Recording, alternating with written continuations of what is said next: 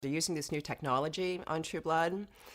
For all the actors and the crew, for that matter, they have implanted chips in our heads, and every time you finish shooting a scene, they delete all the information. So I actually recall nothing.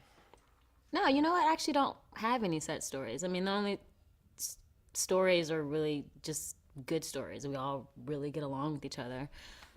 It's like a big family, so it's the chemistry on set is amazing. So that's, I mean, that's a story in itself.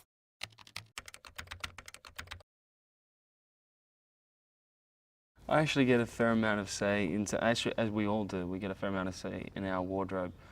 We consult with our wardrobe supervisor, Audrey, who will then consult with Alan and the director of that episode. And it's sort of a real collaborative effort in terms of what comes onto the screen. I'm from Louisiana, and I was making a trip to see family there, and I remember this was before we started shooting the pilot, and I was looking at the guys, and it's all Wranglers, you know, a lot of Wrangler jeans for the country folk, and I was like, I'm wearing Wrangler jeans, cowboy boots, big belt buckle, and some sort of country plaid shirts, and the costume department's amazing, and they find it all.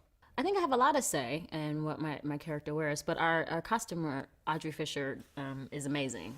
She tends to, like, I think by now, like, she knows what I like. So if there's the five outfits that I try on, I end up usually liking them all.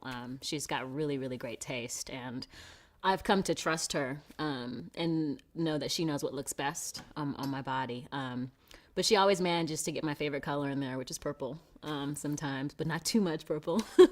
As far as costuming on this show, we have an extraordinary costume designer named Audrey Fisher, who is truly one of the most creative and enthusiastic and exciting designers I've ever worked with. And without her on this job, I don't know what I would have done.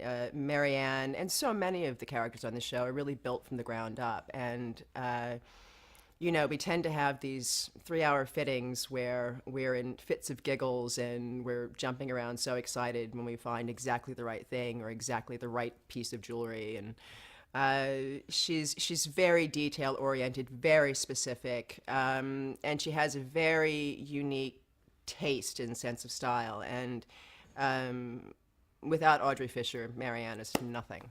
Nothing.